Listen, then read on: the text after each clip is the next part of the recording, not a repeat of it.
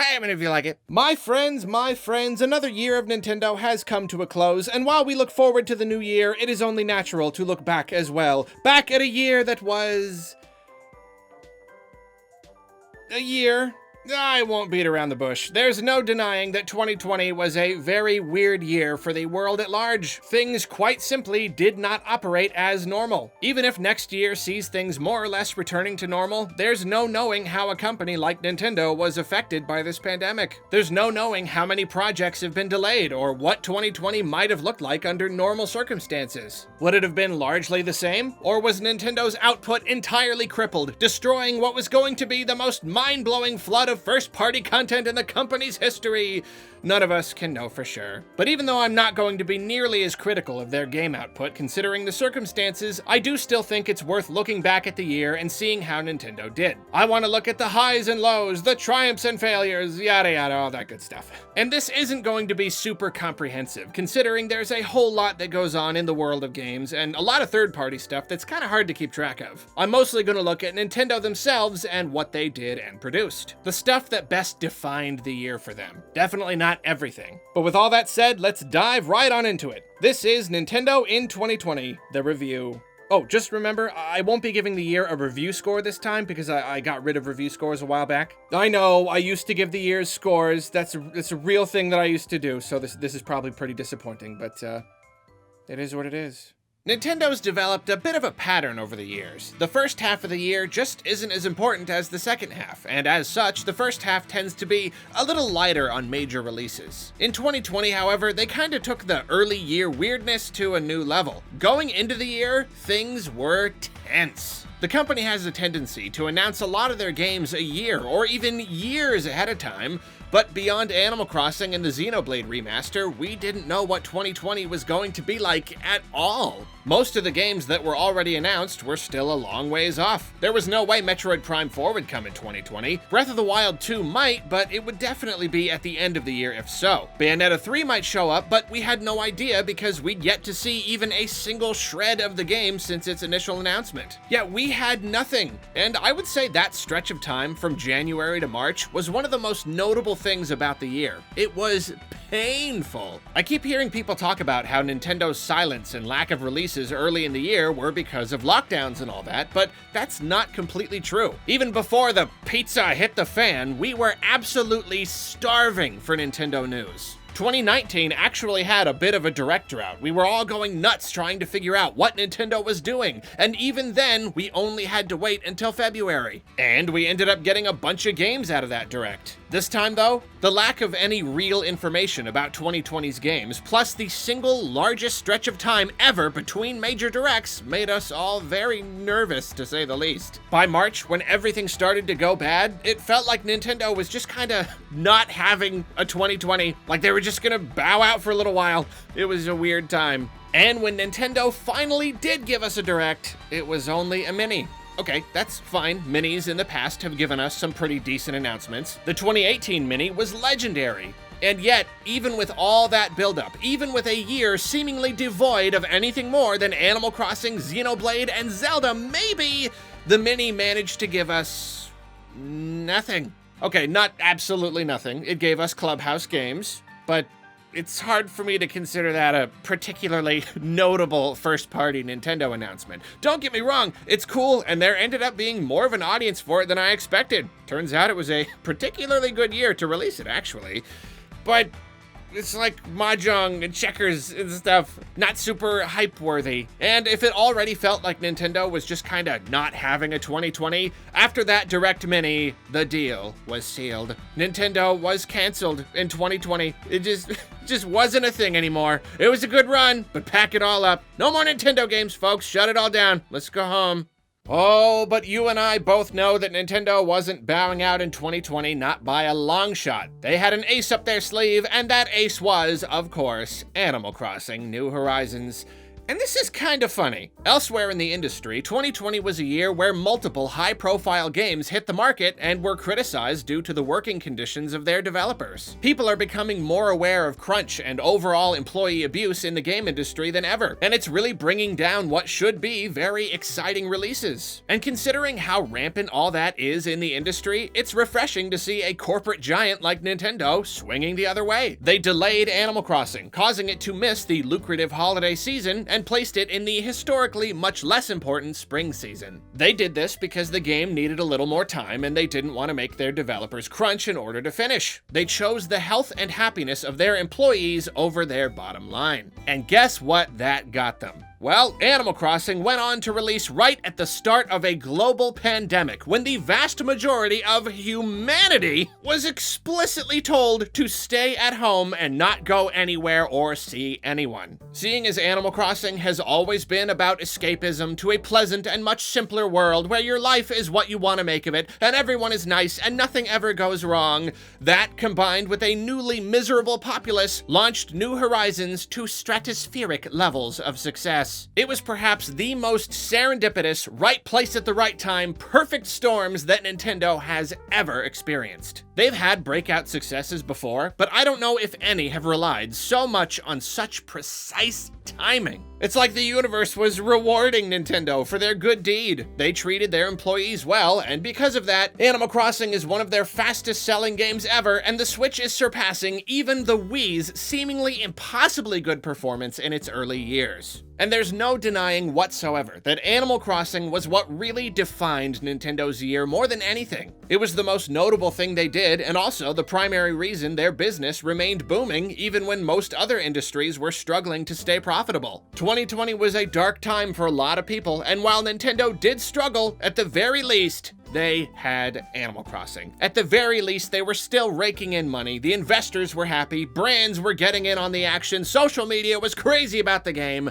everyone was happy. Let's talk more about that struggle though, because despite Animal Crossing's success, Nintendo did have a bit of a hard time in 2020. They were lucky enough to finish up the game and launch it without further delays, but after that, there were some worrying reports coming out of the company. When things got really hairy and everyone was hardcore locked down, it sounded like Nintendo didn't really have a game plan. I didn't know this, but apparently the idea of working from home just isn't as much of a thing in Japan. At least based on what I've heard, a lot of people don't even have internet or computers at home. Seems weird to me, but that's what I keep hearing. Japanese companies, already notorious for being super old-fashioned in many ways, apparently value the old ways when it comes to day-to-day operations. Everyone comes to an office. Everything is done in person. So when the lockdowns hit, Nintendo just didn't know how to handle it. They didn't have the infrastructure to suddenly let all their employees work from home. So for a few months there, I can personally say I was a little scared. It was worrisome. We didn't know how long this would last. We didn't know if Nintendo would be able to get a handle on things again. And the company was being so quiet about everything that it really did feel like Nintendo was just kind of taking a long breather for a while there. However, in May 2020, nearly halfway through the year, something unprecedented happened. And all at once,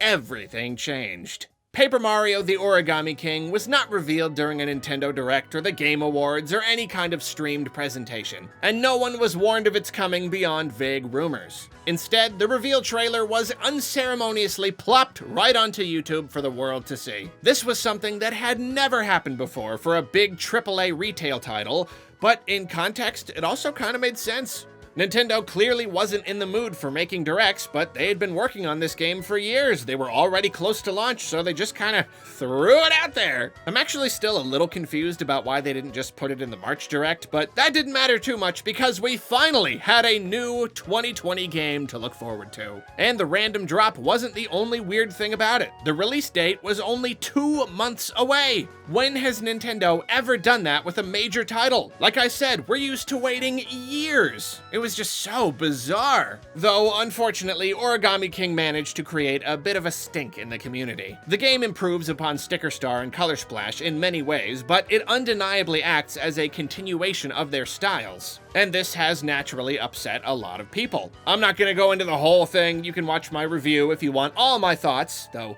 why would you? It's way too long, don't watch it. But that stink was quite unfortunate. Both sides of the debate plagued the discourse surrounding the game with a whole lot of nastiness, and it wasn't much fun. I even made a video on the topic of how not fun it was. For a few months in 2020, talking about Paper Mario was a seriously miserable affair. And it was just so unfortunate to experience such a stink, not only in what was already a very stressful year, but also so soon after the Pokemon debacle of 2019. Here, everyone was again, with fans on two sides of the battlefield, making generalizations and slinging insults and just plain old fighting. But while many people will choose to blame the fans for all the unpleasantness, I will always put the blame on the company first and foremost. Plenty of controversies happen without a great cause, but most of the time they're a product of a company that just isn't doing what its customers want. You're not obligated to do anything for us, but if your products are regularly making millions of people upset and starting huge wars, you might want to rethink what you're putting out. If you've got a series with a giant fan base and half of them don't want to play the latest game, that's not on them, that's on you.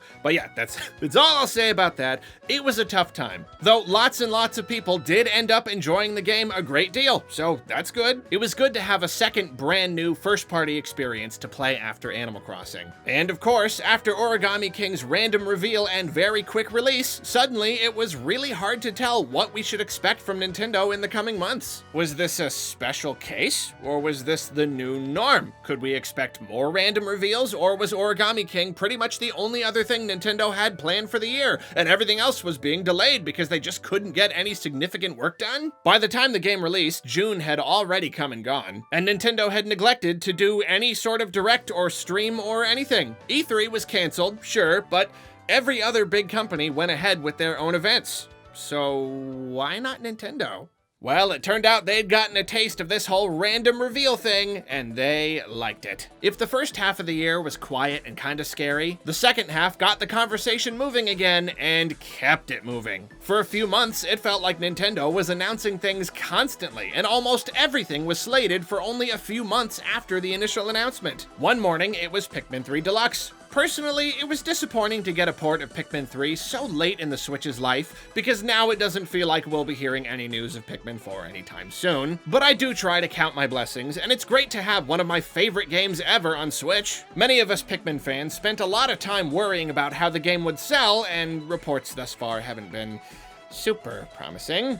Which of course also makes us wonder if we'll be getting a Pikmin 4 at all. Well, at least I can say I did my part when it came to shilling the game. So whatever happens, happens, I guess. Then another morning, I woke up to the reveal of Hyrule Warriors Age of Calamity. I've gone on and on about the game and its significance, so I'll spare you here, but it was nice to be so genuinely surprised by an announcement. Paper Mario and Pikmin had been rumored, but no one saw Age of Calamity coming. No one. And in such a hard year, a genuine surprise was such a breath of fresh air. I will say, it's not the holiday title I'd been expecting. I was actually expecting Breath of the Wild too, but even with that game out of the running, Age of Calamity is just a bit surprising. The Warriors series is pretty niche, so it's interesting that Nintendo put so much faith in the idea of the Zelda IP and a canon story driving sales through the holidays. I mean, the holiday slot is a precious one. That's where you get your Pokemons and your Marios and your Smashes and all that big stuff. I guess they figured a Zelda game is a Zelda game, even if it's not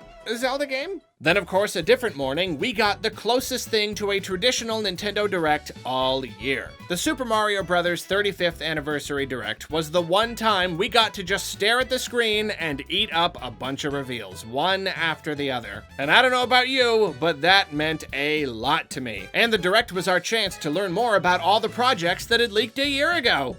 Okay, well, not quite everything had been leaked. Mario 35 and Mario Game & Watch and Mario Kart Home Circuit were pretty out-of-the-blue announcements. The 3D World port was rumored and also just completely inevitable, but what might have been a very by-the-books port reveal did end up surprising us. At the time of this recording, we still don't know what Bowser's Fury is. It was another small detail that I very much appreciated in such a weird year, something to actually look forward to. The 3D All-Stars collection had also been rumored for some time by then, though what people didn't anticipate was the controversy behind it. The remastered games ended up being extremely basic, lacking what feel like bare minimum features that are standard in the modding scene. It also doesn't have much in the way of fun, celebratory anniversary content. Is it possible that Nintendo just didn't have the time to make it better because of the situation?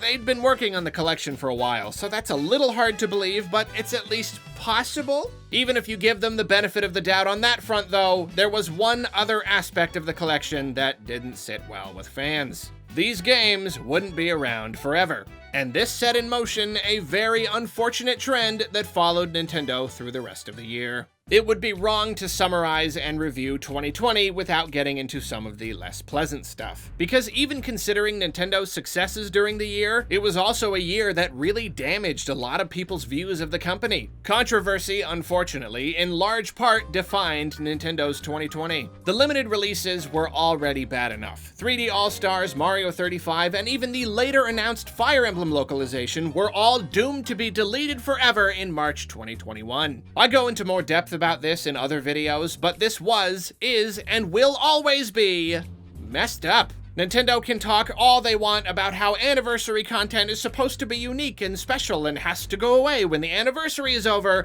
It's just not true. This is legacy content that people have been begging for, not some weird, fleeting little bit of fun that should only exist for the sake of celebration. Mario 35 isn't an old game, but it's still a fun game beyond the context of the anniversary and shouldn't have such a short lifespan. The whole idea of temporary games that will vanish in a few months' time is one of the more disturbing things to come out of Nintendo's 2020. It didn't end there, though. Right near the end of the year, Nintendo made a string of decisions that didn't reflect incredibly well on them. They shut down a famous Smash tournament because it was going to use an emulated online version of Melee. The legality of this has been pretty hotly debated. It's not illegal to dump a ROM from a legally purchased copy of a game and play it through emulation, nor is it illegal to modify that ROM. But how do you prove that everyone at a tourney is playing with legal copies? The unfortunate thing is that at the end of the day, it doesn't matter who was in the legal right. Nintendo is the one with the lawyers, so when they say stop,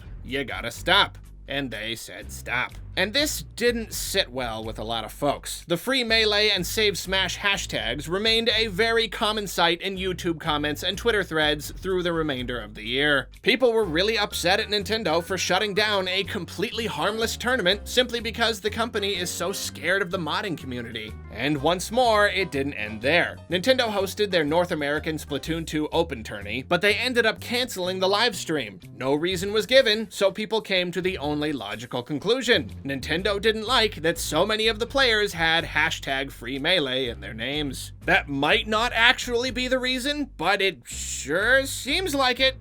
And that didn't go over so well either, as you might imagine. After that, it seemed like Nintendo was just begging people to hate them. And the thing is, there's a chance some of these controversies weren't completely deserved. Someone made a bunch of custom Joy-Con shells to honor Etika, and Nintendo shut the operation down, citing copyright infringement. The guy claimed he was going to give the money to charity, but I've actually received a lot of conflicting reports on this, so I don't know what to believe anymore. There's a chance he wasn't being as altruistic as he claimed. And yet, how did the story read to the masses? Nintendo shuts down charity drive. Similarly, after shutting down a bunch of Nintendo Music uploads on YouTube last year, it seemed that the company was at it again this year. Lots of songs getting claimed and removed. I'm also getting conflicting information on this, and it's possible the claims were false, but once again, how did it look? In the context of all the other recent stuff, it looked like Nintendo was just hunting down people to pick on, trying to find any opportunity to stop fans from being fans. And that's pretty unfortunate, even if you imagine that these have all been misunderstandings, and Nintendo has been in the right in every case.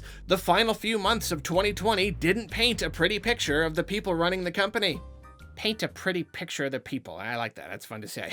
And of course, as with every controversy, we had the same flood of people jumping to defend Nintendo. Look, I don't always like how far people take it with their hashtags and their constant rallying, but I can't get behind the idea of dismissing them all as whiny, entitled brats. I'm actually deeply disappointed by all the people I see dismissing these issues entirely and blaming others for having the gall to be Nintendo fans in a way not sanctioned by the company as legal and proper and correct. I've been on the receiving end of Nintendo's unpopular decisions. That happened this year, obviously. And having very strong feelings about something but being told that you're just a crybaby doesn't feel good. Honestly, I hate how disrespectful and belittling people have been about this, and I've just gotta move past it before I go on ranting about it. Boy, I wish that were the end of the controversy section, but not quite. 2019 was the year when all the Joy-Con drift issues started to feel like they were reaching a breaking point. And somehow 2020 managed to feel even more breaking pointy. The longer the Switch exists, the more people experience drift, and folks were more mad about it than ever in 2020. This manifested in the form of lots and lots of class action lawsuits against Nintendo. And of course, lots and lots of angry internet people who felt and still feel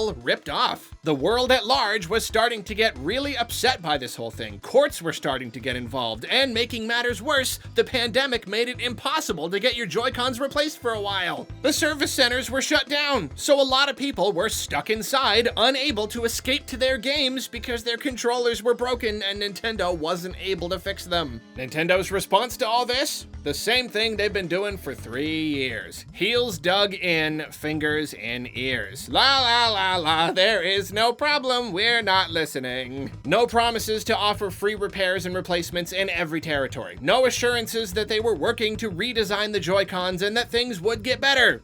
Nothing! Apparently, it's still a problem that they are unable or unwilling to fix, and their answer is to just take things one day at a time and ignore it. Near the end of the year, Doug Bowser was asked in an interview about the problem and gave a complete non-answer. As we heard from President Furukawa the previous year, the company does indeed acknowledge that the problem exists. They're just not doing anything about it.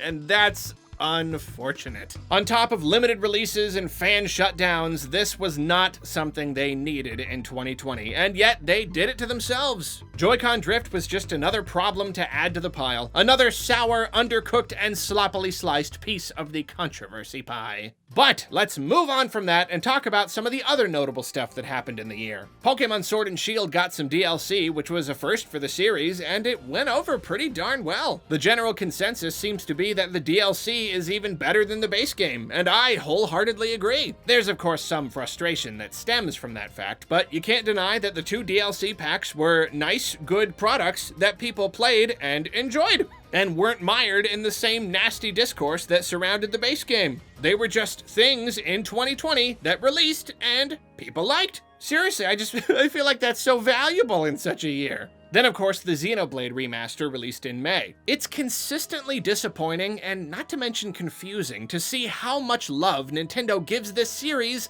and how little it ends up selling. The sales are extremely modest considering the scope of these games. X was on the Wii U. Makes sense it wouldn't do too well. 2 was on Switch, but who wants to play 2 when you can't play 1? So now that 1's on Switch, what's the deal?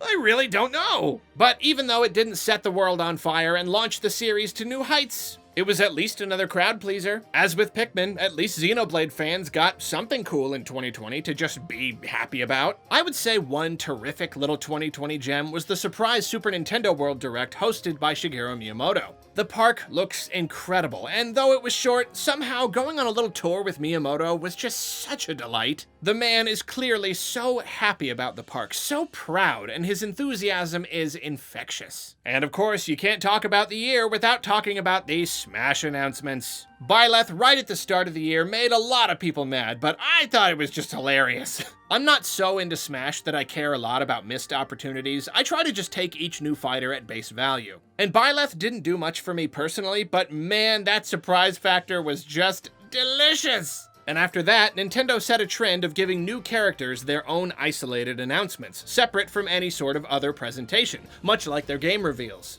Very fortunately, they also chose to warn us ahead of time so we could all enjoy the surprises. Min Min also didn't do anything for me, but it seems like a lot of people really love her inclusion, so that's cool. Then Steve was probably the biggest bombshell surprise of the whole stinking game, if you ask me. He seemed like such an unlikely pick, so I was surprised and pleased about his inclusion, to say the least. Wow! It's Steve! Oh my gosh! I know I keep being like, this was particularly great in such a year, but I'm sorry, it's true. I personally felt that every good thing was extra good in 2020 because at one point we weren't sure if we were getting anything from Nintendo, and there was just so much stress and awful stuff going on. So getting Steve, that was just delightful. I'm so thankful it happened. And then, of course, at the Game Awards, we got one final Smash reveal for the year, and it was another one that went over pretty darn well with the masses. None other than the steeple-haired swordsman himself, Stefan R. Roth, also known by his self-given nickname, Sephiroth.